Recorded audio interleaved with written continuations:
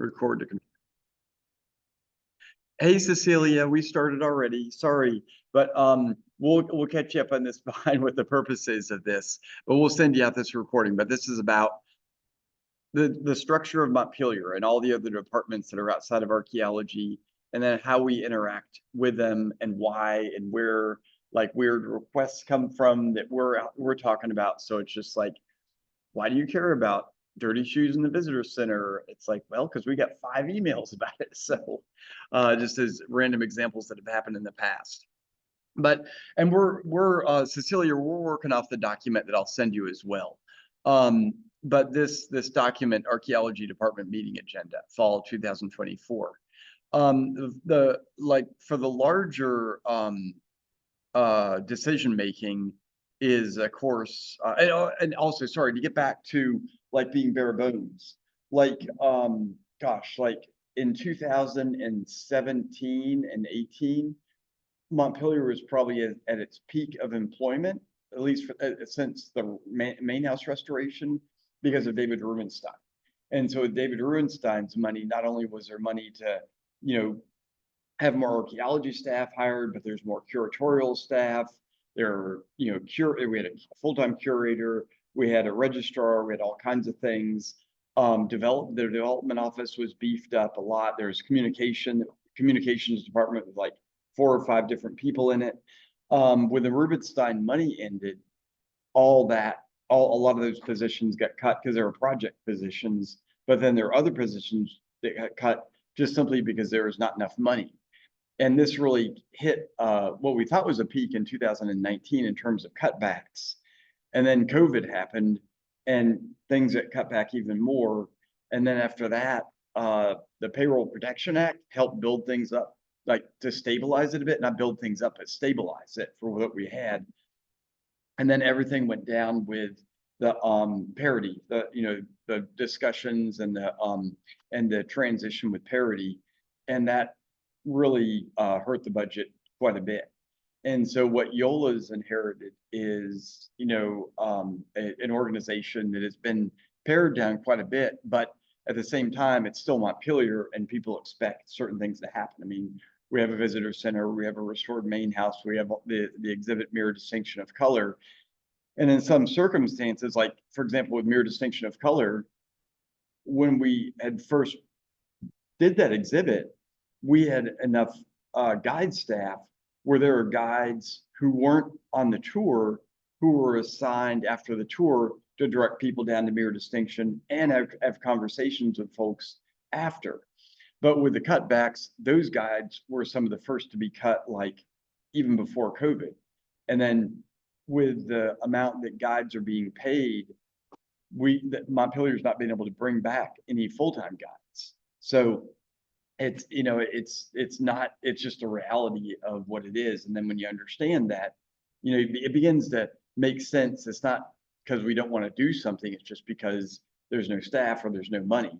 And this is where like getting into like senior management and overall goal setting to a large degree is set from being an organization in a capitalist system in a hierarchical society, is like from the top down.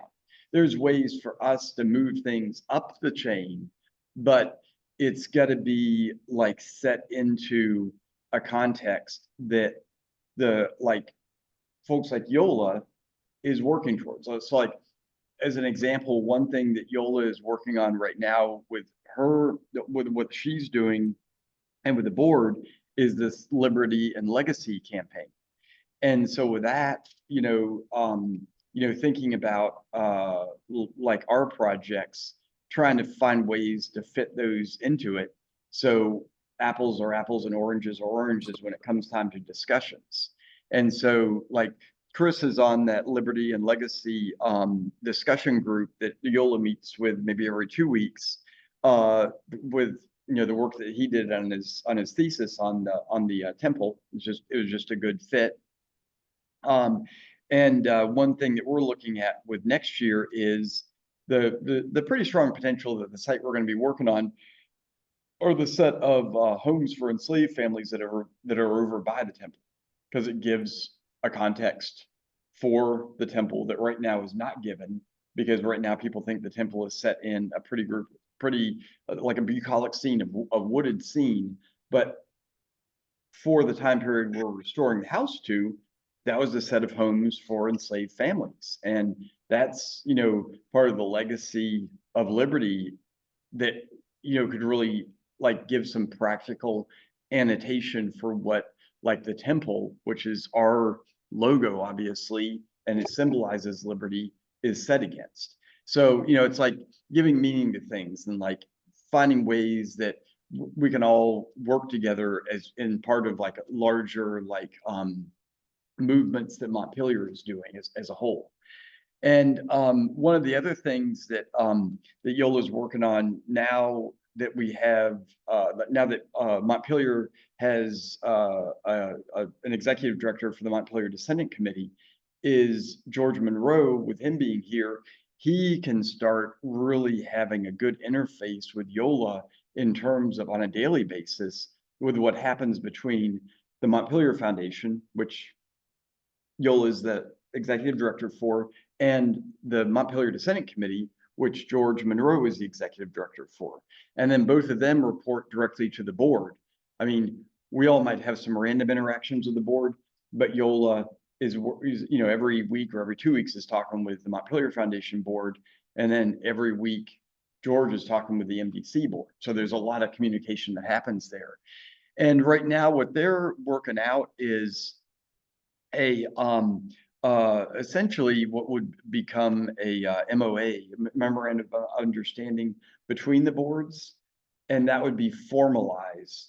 The goal is to have it be formalized in the next year or two, so that if there is a change on the Montpelier Foundation board, the Montpelier Foundation is obligated to have a working relationship with the MDC, and that's really important. Yeah.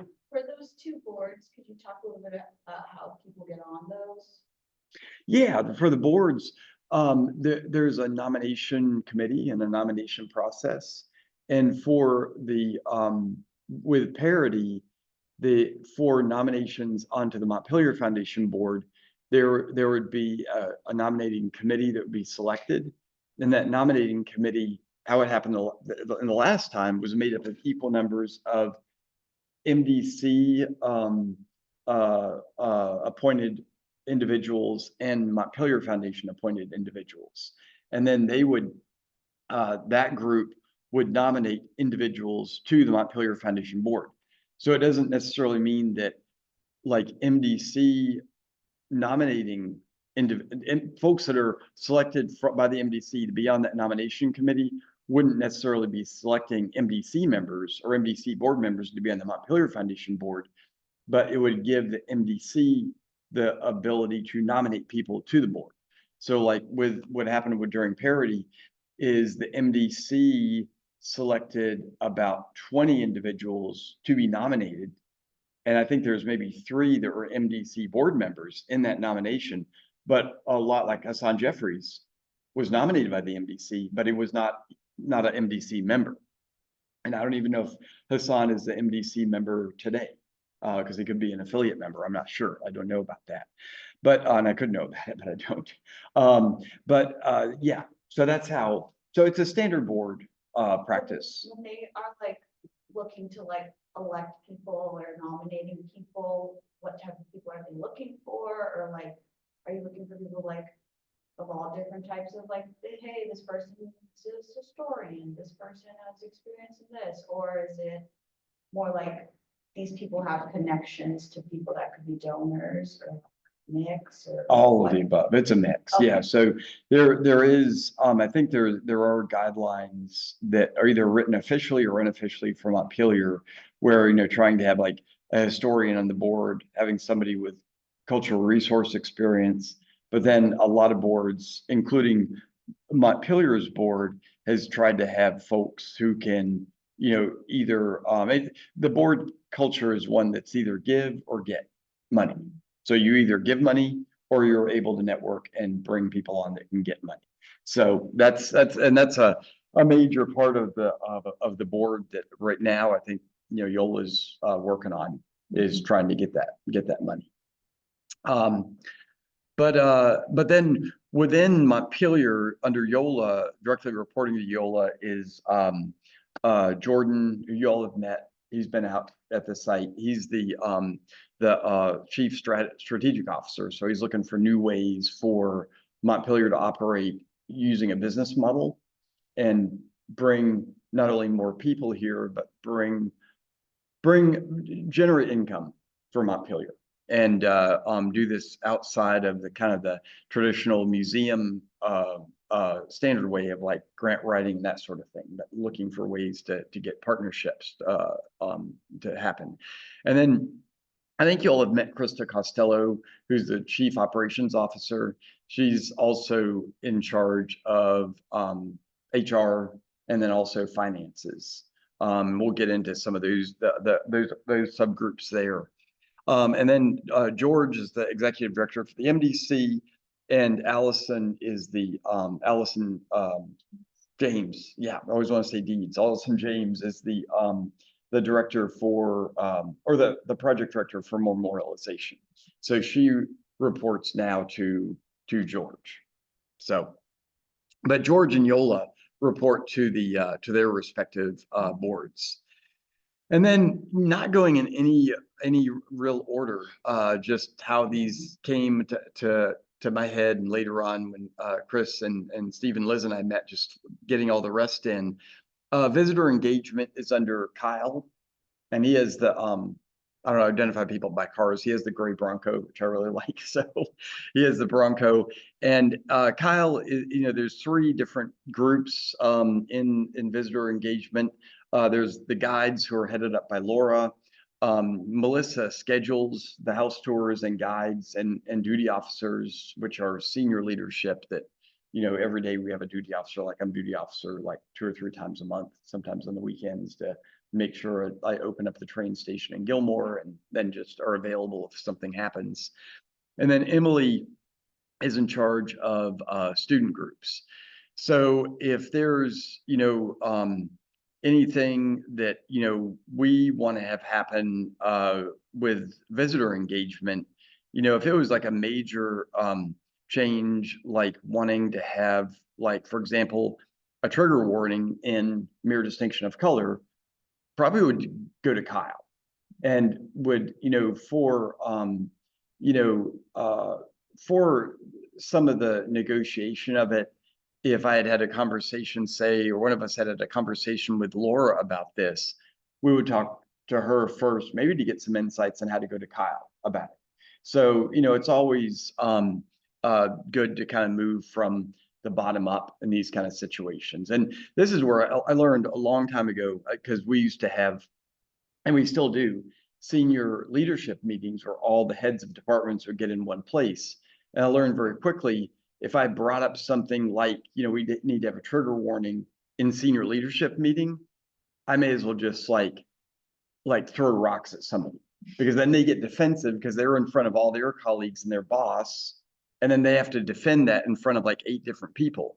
But if I talked to Kyle before and was like, hey, Kyle, we noticed it'd be really good to have a trigger warning in mere distinction. He'd be like, I know, I've heard that as well. Let me see what I can do. And it's like, could you, would you want to bring this? If you brought this up in the senior leadership meeting, I'd support you. I'd be like, oh, sure. And so like delegating is always a good way to do these things. And in general, I mean, it's like, sending out an email, a Montpelier all about that would be bad. And, it's one way to do it. And some people do that, but it's better to work one-on-one and, be able to look into somebody's eyes and just see what their response is. And if they're getting defensive, be like, okay, we're cool. Just, I know you have a lot to do, but maybe we could talk about this another day. So, it's always ways to finesse these things. And then if I could jump in about Emily, Emily used to be an archaeologist, so she's a really great supporter of archaeology and our program and stuff like that. And for example, we put on a Weed the Kid Day right before the fire, the Friday before the fire.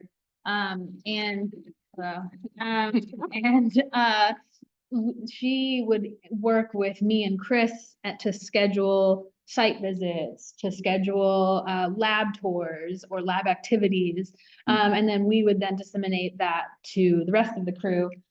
But Emily is constantly scheduling tours and looping Chris and I in on when tours are going to be visiting, or, you know, if they have a component that's going to interact with the site. So she's a great person to know and a great advocate for archaeology. So we love her.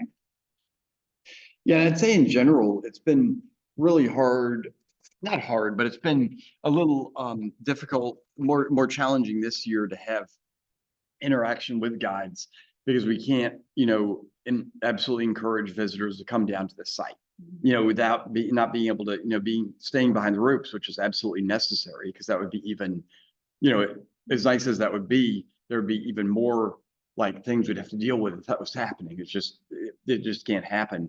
But really looking forward to next year where y'all be able to see like more of the standard interaction. And none of you all, except for Liz and Chris and Dennis, have really seen like what it's like to be like, because when we were at the Overseers and the home farm, we were still kind of like in the back 40. Like it was far away from everything. But being up at the main house, you get a lot of visitor interaction, which is great. And it kind of stinks that we don't have the lab here anymore, because where we're going to be potentially up where a temple is, we'd be in visible proximity to the lab.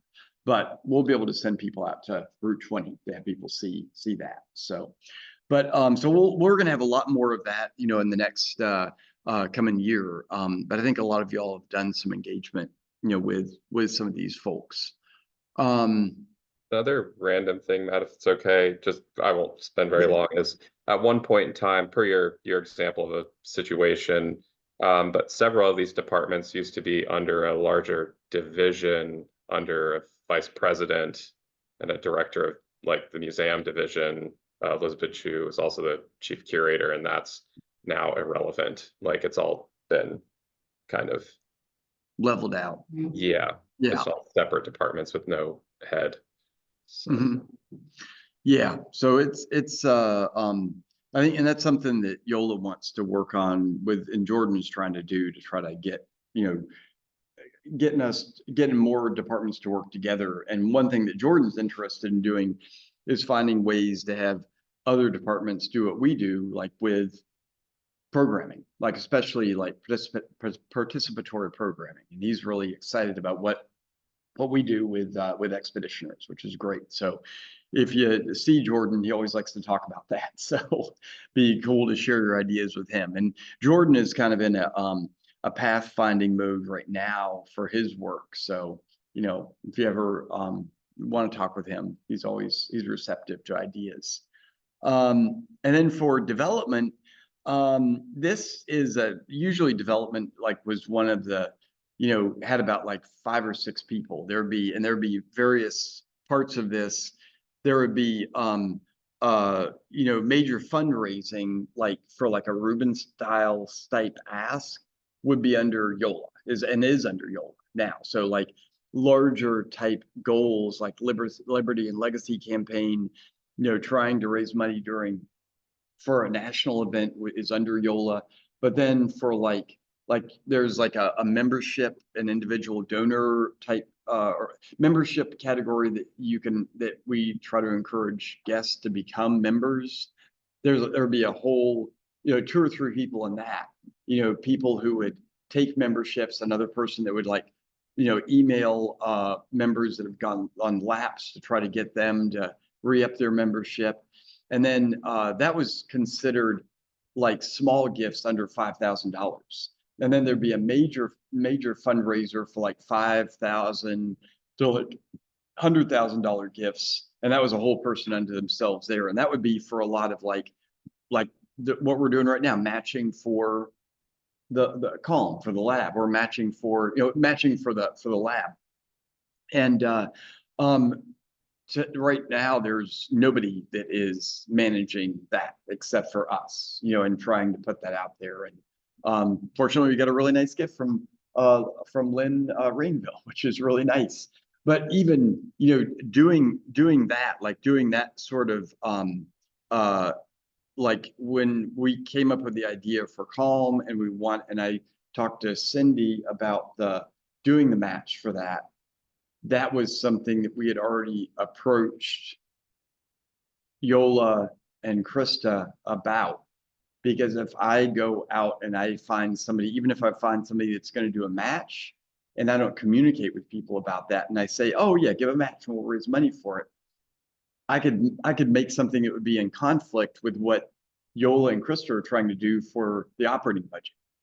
So if I heard that conversation, but I was like, Cindy, let me talk with Yola and Krista about this first, because if they're starting a matching program next week for the operating budget, we can't just start this and send an email out to all the expeditioners, because they might be already sending an email out to all of the mailing list, which includes our expeditioners, for like a 5-to-1 match from God knows who, and they don't want to have these things like overlapping.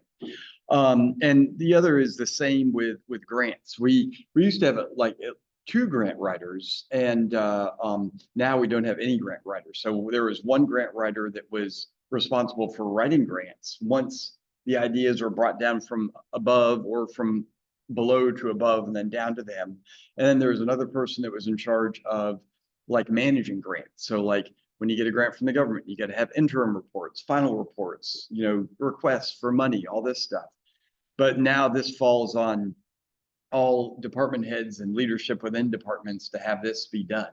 So like this morning, I talked to Jordan, who's technically my boss and is in charge, communicates between archaeology and Yola about us applying for an IMLS grant to do digitizing of all the paperwork that's being scanned now from the fire, and work with trying to get high school students involved in that for learning GIS and archaeology.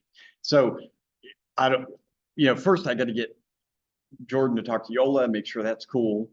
And then it turns out the IMLS grant is a matching grant, meaning if you get 100,000 from IMLS, you have to raise 100,000 to match it.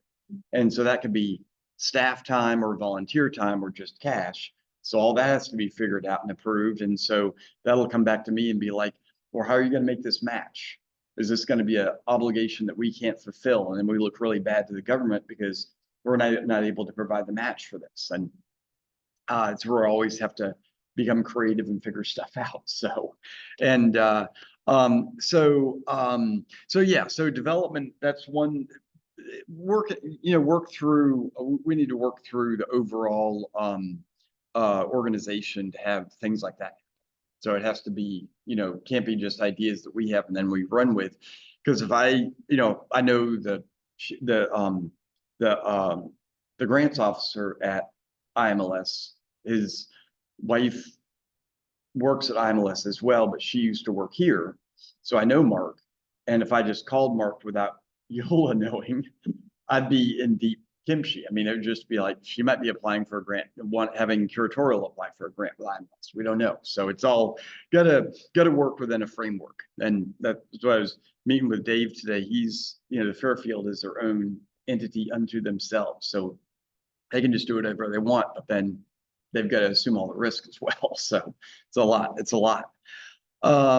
So that's development. And that's something that Yola and Krista are working on to try to get a development person in.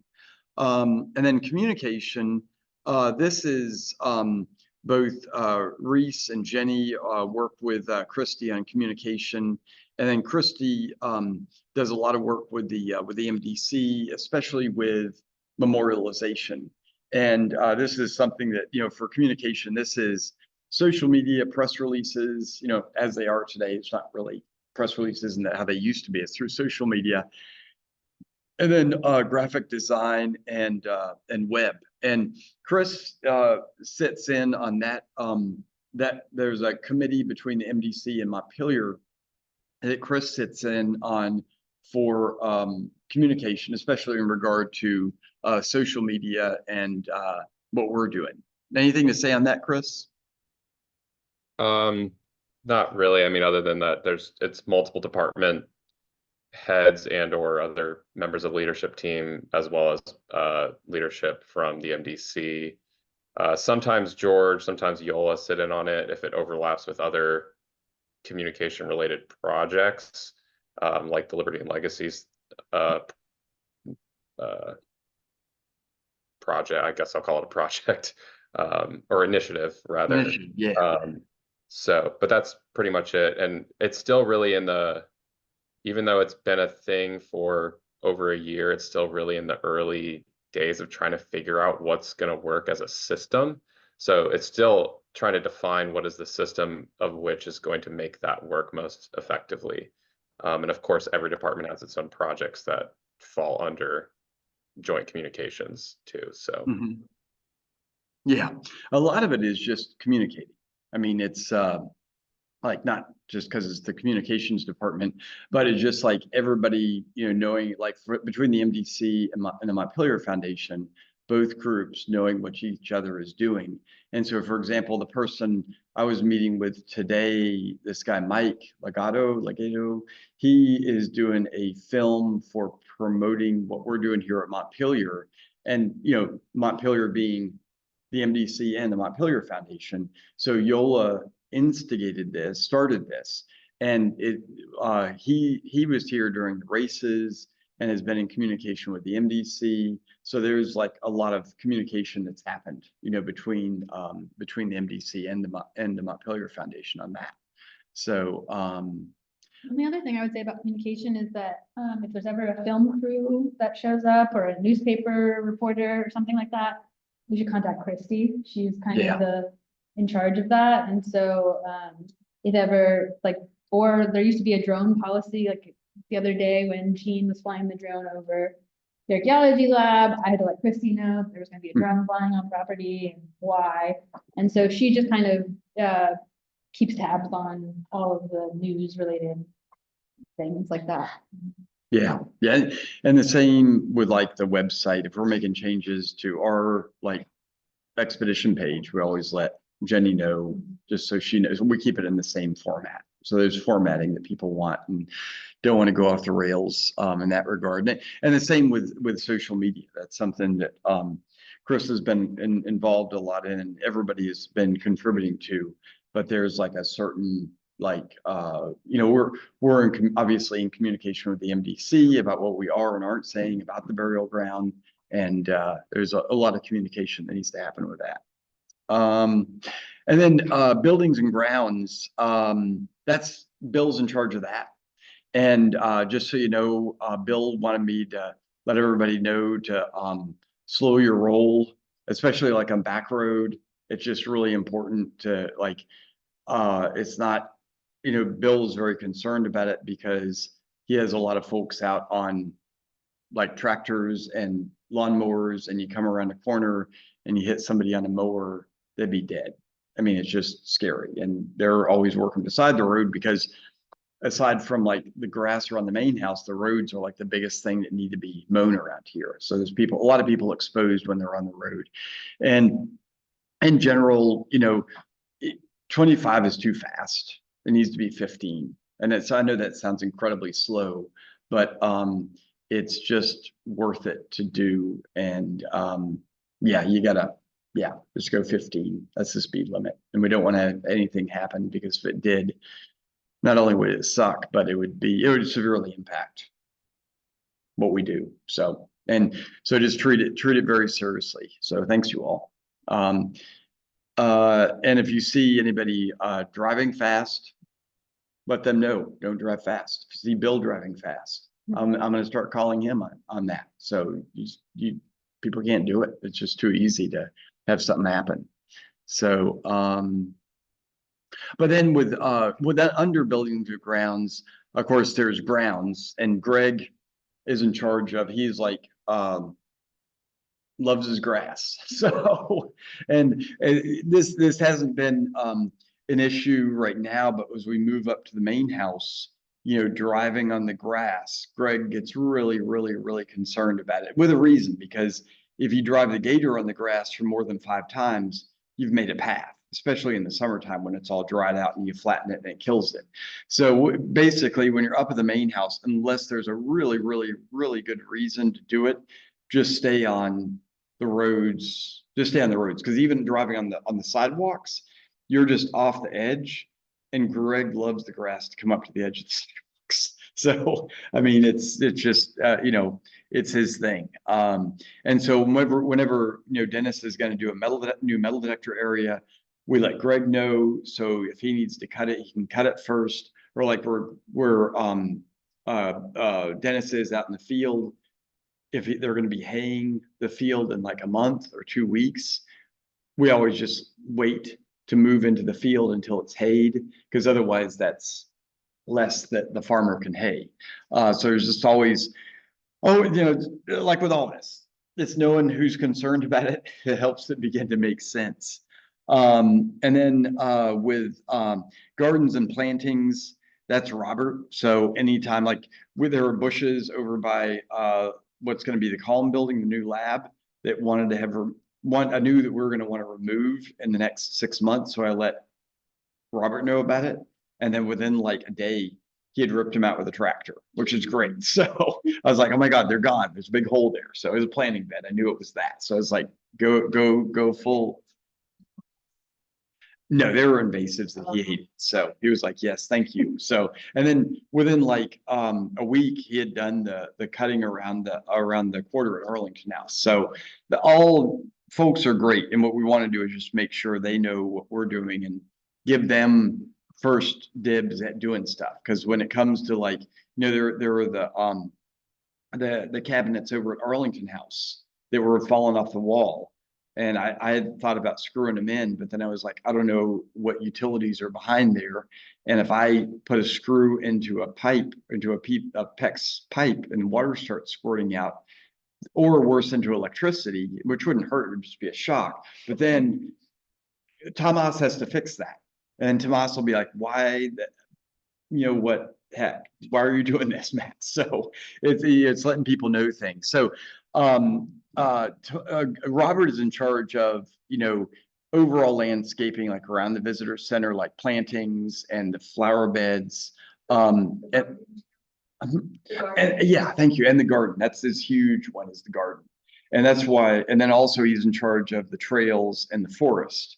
And so that's why when I talked to him about like getting rid of invasives in the burial ground, he nearly had a heart attack. So he was like, I can't handle that. So I worked with Allison to have that be part of memorialization. And so Allison is taking care of that with landscape architects who know that kind of thing too. So, and he was very happy about that. So, but I didn't want to like just talk to Allison about it. I wanted to talk to Robert first and give him rights of first refusal on that in case he wanted to use some of the money for memorialization to hire another staff member. But we talked about that and he said he didn't want to do it. And I was like, cool, do what you need. So, and then buildings, y'all know Tomas from doing work over at Arlington House, and he's great. And that's where, you know, with all this, you know, people need advance notice. Sometimes if they can, they'll do it in a day. And Tomas, I don't know how he finds the time to do what he does, but he just like, I wouldn't be surprised if there's a floor in the upstairs bathroom next week, but don't want to count on that. But with that one, what Tomas said is, hey, I got to talk to Bill to make sure we have the money to buy the kind of floor that's over in Gupton and then put that in the bathroom. And you remember that floor with all the shifting tiles? It's been that way. Yeah. And that's where I put that floor down like 20 years ago and should have never used that for that floor. So this is why I should say at my house. So, because otherwise we create problems like that. And, you know, it becomes somebody else's deal. And yeah. Note of Robert, he also gets tapped in to help with other stuff because they're short staffed sometimes. A lot of other random projects, like if there's a water filter that needs to be replaced or furniture needs to be moved. Oh yeah. Yeah, it's like even if light bulbs needs to be changed, sometimes Robert will be doing that. There's way too few staff here. That's one of the areas that got hit hard in 2019 was the grounds and building crew. Because we used to have like 5 people on the grounds crew and then 3 people on the buildings crew. So, and one thing that you know, I've got the example of here of Arlington House versus the Porter. I don't mean to put it like that, but it's just what I mean is like what are our priorities? Like, since like you all are living in Arlington House, that is a priority to make sure that like the doors work. But like with a quarter, what we've done with that is to make sure it's stable and can be like basically mothballed for another 10 years and not be impacted. And the idea with all this is, and this is like an example of this is the what has been called the SO building, but it's calm, and the old Montpelier store. For years, that was pretty much mothballed, and slowly, as you let even if you mothball a building, what I mean by that is like just stabilize it, it still degrades and it needs to be watched and looked at. But say if like the Arlington house had a leak in the roof, y'all would notice it pretty quickly, and it would be repaired very quickly. If the quarter had a leak in the roof, we'd need to let people know as soon as possible. But if it took like $30,000 to change out that slate roof or to repair it, that would have to be worked into like a larger grant for that. And that would move from like us in the archaeology department. I'd have to put that to Bill, who'd have to put that to Yola, and there would have to be a bigger like conversation about what are the priorities here, and is this a legacy building? And it is a legacy building. And do we go to the trust to have that, get a grant from the trust to do repairs on the roof? So that could be like 6 months later to a year later that it happens, and there's just some very like superficial mediation that happens in the meantime. So with all this, the challenge is, of course, limited resources, and then what of the limited resources, what do we give priority to? And so it's something like the building at the quarter Arlington house is incredibly important to us, but it doesn't mean that it would happen immediately or potentially at all. Like there are buildings here that we feel have an estimable value, and they're probably going into decline to the point where they're going to end up just being torn down. And it's like over at the Page House, and that just is a heartbreaker. It's just it's beyond our control in some cases. And there is with buildings and grounds, there is a group of the board, a subcommittee called the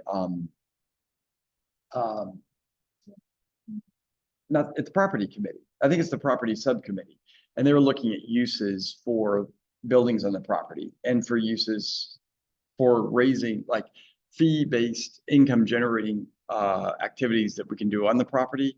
And Larry Walker is the chair of that, and I work with him on that. And so that was where Column had to go through, for that larger decision making, let them know about that.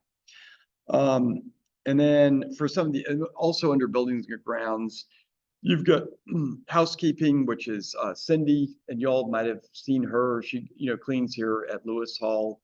And given that she's one person and cleans the visitor center here, Club Moore, Pony Barn, like we want to make her life as easy as possible.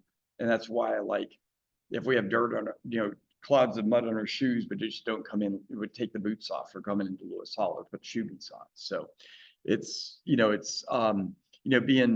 being mindful of like what limited staff there is, which is important. I will say that Cindy is like a great resource. In Gupton, Bill has a lot on his plate. So if you contact Cindy about, we don't have any photo paper at Gupton, she will be on it like right away. And like, not that I want to add any pressure to her, but she's on it right away. Whereas I'd contact her first rather than Bill, because Bill has to oversee everything under that umbrella. And so he just gets so many emails. So I would contact Cindy first if I needed something for Gupton or trash bags or something like that. And she is. And yeah, something like that, Cindy doesn't have to contact Bill about it. She can just do it because she just goes to her supply cabinet. Yeah. And then under this, the historic preservation, the historic preservation, some of you all got to know Tessa Honeycutt, and she was under the museum division at that time. And probably would be if if we had a historic preservation person. So historic preservation is obviously buildings and dealing with like the main house and all the resources that are there that are historic.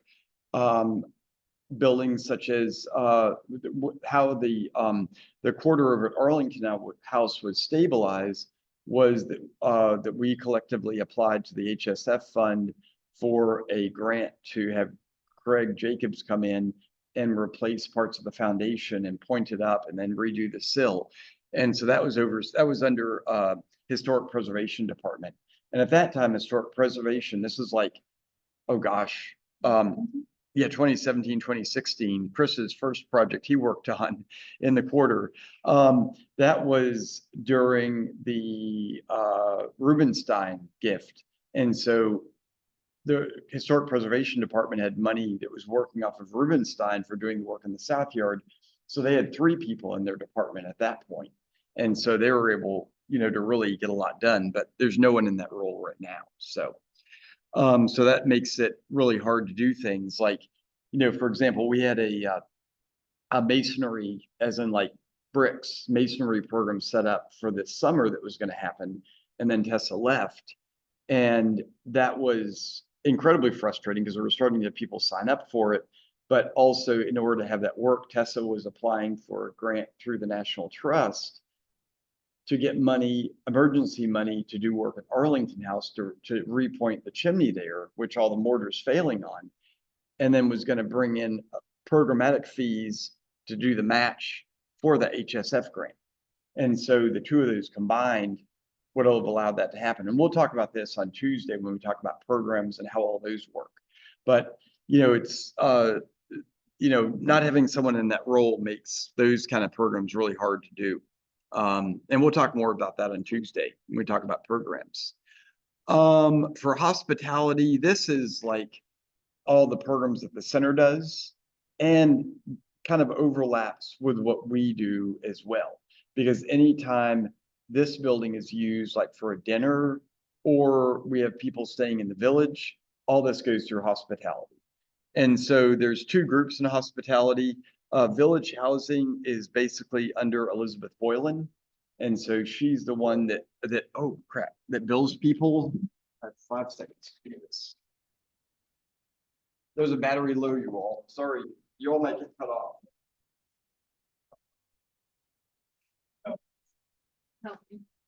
Yeah. Yeah, just plug that into the back. That'd be great. To the left. Got it. Yeah, nice. Thank you, Liz. Oh my God. This battery's so old, it just like dies. All right, you all are saved. You didn't die or get lost. Yeah. But with the hospitality, Elizabeth Boylan does the village housing. And then events like for catering and things is Alex, who works over here. But for the village, for example, whenever we have expeditioners that want to stay in the village, we don't assign them a place where they stay. That's Elizabeth Boylan. And so if there's nothing happening in the village, it's easy. People can stay in houses 7 or 8. But like what happened last week was that we had gotten people in the village like months ago, and there was room in the village. And then the Sorensen Institute from UVA a month ago came for the weekend, and that folks arrived on Friday. And so what Elizabeth had to do was put people over in Gupton because she couldn't have like multiple people over multiple houses and then be able to flip the houses or move people in the middle of the program. So she had said you got to be in Gupton. And the Gupton Library, so you all know, that's all part of the village. And the original plan for Gupton was going to receive a second bathroom by this summer, so that there could be 3 beds in Gupton, and that would meet capacity for a lot of programs, a lot of programs go up to 28 to 30 people. Right now, I think we can only sleep 25 to 27 people, depending on whether people can share a room or not.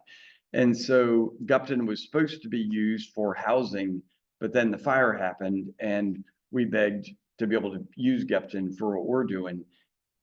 And the stipulation was, well, if we're ever in a crunch, the bedrooms are going to need to be used. And in this case, with when a group like Sorensen comes and they have 28 people, that's like $20,000.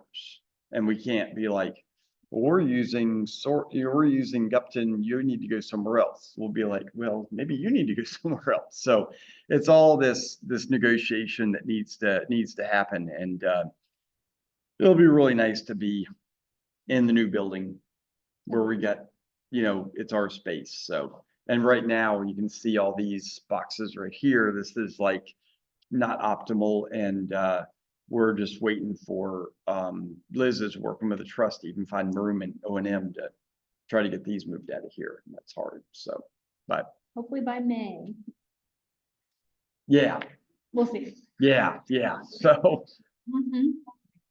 yeah, that's, hopefully we'll be in Calm by then. Calm by then, but this is like extra stuff that wouldn't even fit at Calm. So there's like over 100 boxes. It should be over in O&M, but there's, But, and then with events here, in Lewis Hall, like Alex is basically the only person that will like she'll have Elizabeth help her, but if there's a dinner that's being catered, she's on call for that.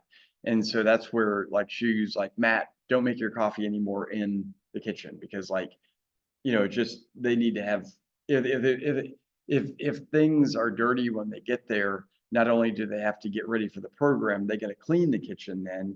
And that's like potential licensing and all sorts of things that can be lost. So it's kind of critical. So it's really, with the fire, people have been really generous in terms of having us be in spaces that,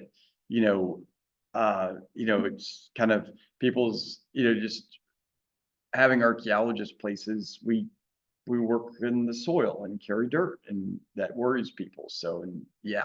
And just on that, you might see Alex in Gupton sometimes. She also manages the linens. And there's a linen closet in Gupton, or hallway really, that Alex kind of is like in charge of. And then just on the Gupton line, we moved into Gupton and promptly kind of scratched up the floors a little bit. So and that's why the new floor got installed, which is all good now. But we are just trying to like minimize how much disruption is occurring in Gupton. And so we're just trying to be the best we can to work with Elizabeth and Alex and Patrick, who sometimes has to stay there, to just like make it work as best as we can, as long as we have to be here. But we definitely are not trying to stay any longer than we have to. Yeah. And then moving on to curatorial and research, there's three different roles there today. There's Hillary, who's the senior research historian, and she also heads up the archives. So like for getting the materials on the old store, we were working with her to try to get those records scanned with Ron. And Hillary is also working on grants as well for Yola. So she's doing a couple of different things. And then Jennifer Powers is the head of the curatorial operations. And so she and Jesse are in charge of cleaning all of the historic spaces, which are the main house, Gilmore Cabin, train station, the visitor center. So there's a lot that they're working on. And oh, what's that, Chris? South Yard, or at least they did at one point. Oh, yeah, they definitely do the South Yard, in the South Yard. So that's where, like, since the Gilmore Cabin is not open, we've gone over there and it looks all cobwebby. It's because if there's an event, they'll go and do it. But we just have to, explain that to expeditioners, because there's, they monitor Gilmore to make sure everything is safe. But unless there's an event that's going to happen, they just don't have the bandwidth to go over there and clean. And like the Gilmore Cabin, with it being open, it's basically an open building because like spiders can climb right up. There's no like sealed doors like this building. Spiders make fast work with that space. So, and it's, for them, it's very frustrating. And we used to have a a registrar, which is somebody that would go around and make sure that any objects that were there had proper labeling, that it was, everything was attached to the database. And this is something that Jennifer and Jess have to do, and there's no registrar right now. And then also, we don't have a curator for Montpelier who's a designated curator who can like make sure that loans, if we have any loans, that they're kept up, and that, you know, the professional standards are at the utmost. That's not filled. So it'd be, you know, kind of like Jennifer and Jesse being here would be the, you know, equivalent of not having a director of archaeology and having like the field director also be the lab director, and then also doing work in the field and the lab. So it's just kind of crazy. So, and then with the Constitution Center, that's Katie, and she's in charge of the Constitution Center, and under Katie is Patrick and Becca.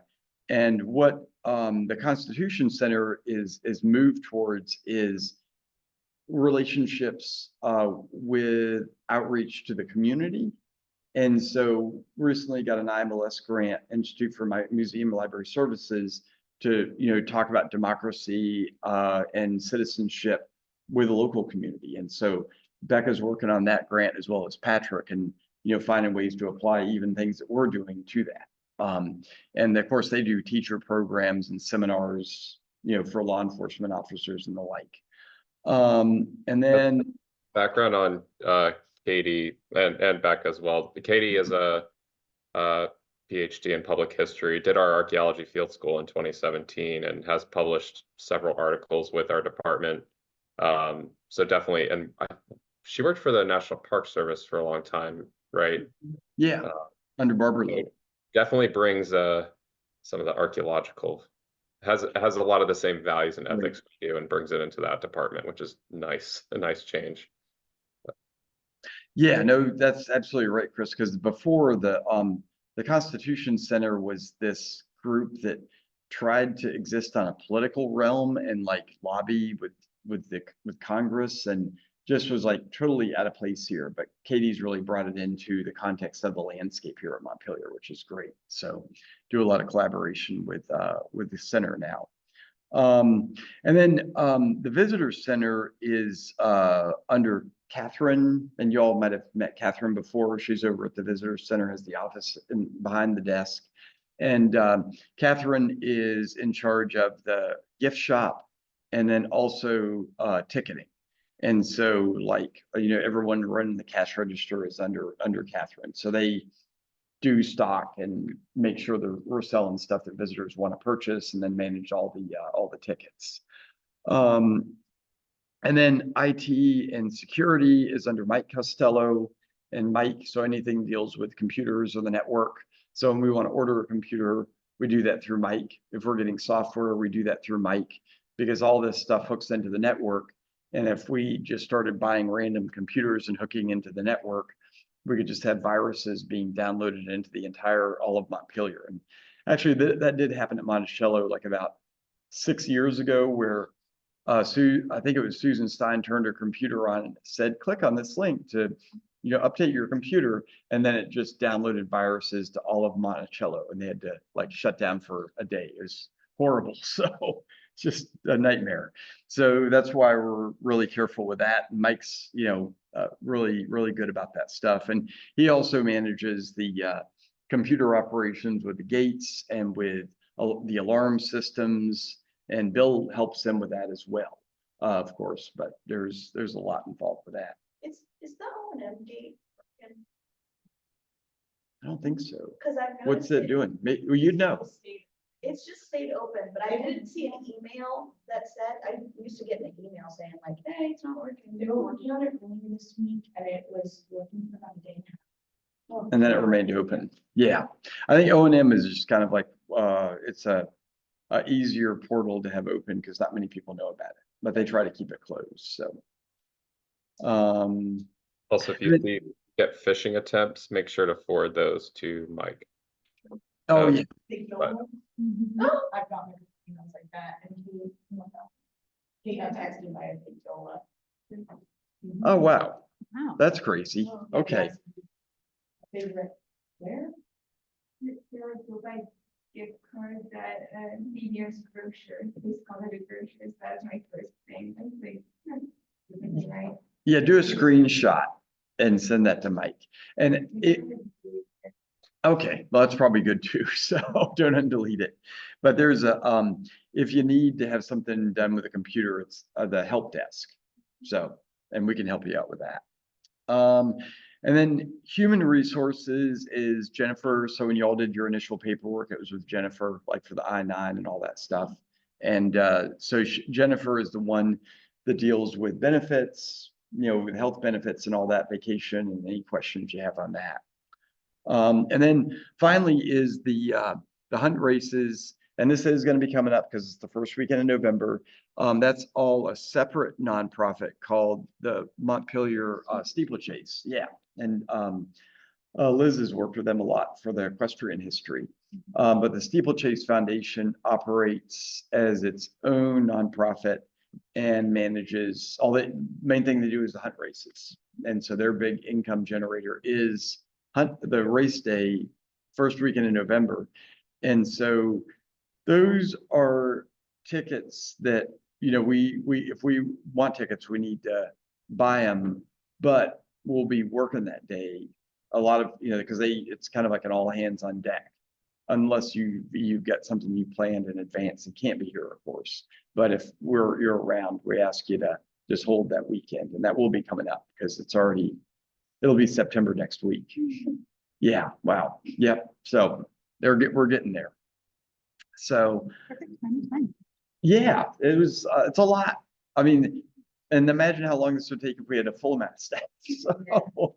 So our department is really lucky because we operate off of, and we'll talk about this next week on Tuesday, like what our income streams are.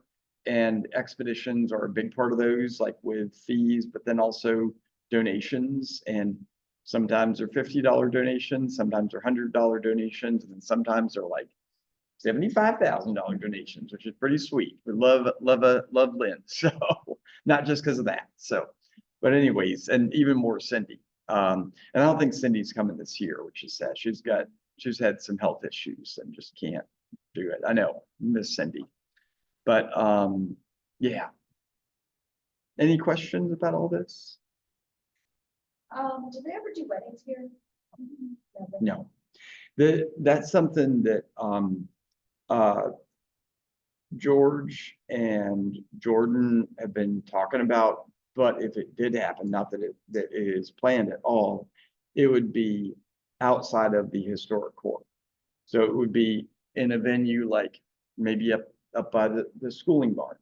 And when we used to do weddings, and it was a nightmare for many, many reasons, but mainly because we don't have the staff to do it. And a wedding is like, you can't make enough money to, like, you gotta it's like doing an Airbnb. The only way you make money on Airbnb is if it's your house and you're willing to put in the time without being paid, except for getting the Airbnb money. But the minute you hire somebody to do that, you may as well just like kiss making any money on that away. So like anybody that has an Airbnb with a property manager, they're making like nothing on it. So, or they need to have a lot of properties to do it. So that's why we're not in that's why like the village housing is such a losing proposition at times, because by the time you like to have somebody in here for a day, it costs as much as the night. It's like 125, and it costs like to have someone clean a house that's any size is like $500 for a top to bottom clean. And there's no in between cleans. Like if you've had somebody there for 2 weeks, I mean, it's just the place gets trashed. So I think there's 7, 8, 9, 10, and 11. So there's 5 buildings, and then Gupton is 6. So, and then there's with Gupton, I think there's 28 bedrooms. So, yeah. And even with Arlington, like we used to have Arlington open for anybody that came, and we just found that people wouldn't understand that it was an old house. And then to get there and think it was going to be new and it's not. And then they'd also want to like treat, archaeology staff like they were the cleaning staff, and just was a nightmare. So we alumni who know. And and when they request it, we'll have them stay there, but otherwise we just don't advertise it. So it's too much. Even if we could make money on it, it's just not worth it. Not enough to make it worth it. So, but I mean, and with that said, most folks are great who came to Arlington, just like expeditions. So, but yeah, that's Montpelier's story. Yay! And unfortunately, we don't have a guide to like staff anymore. We used to have like a little employee handbook that had everybody's picture in it, but we don't have that anymore.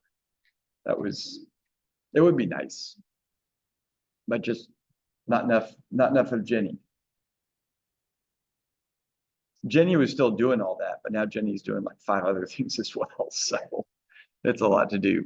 So yeah. All right. Well, thank you, everybody. Hope you all have a good weekend. Appreciate you all. Yeah. Happy long weekend. And Tuesday morning, we all see you all bright and early here. I'll make some coffee beforehand. So, and thanks to Babbitts for that. If anybody wants more of the brownies, these are yummy.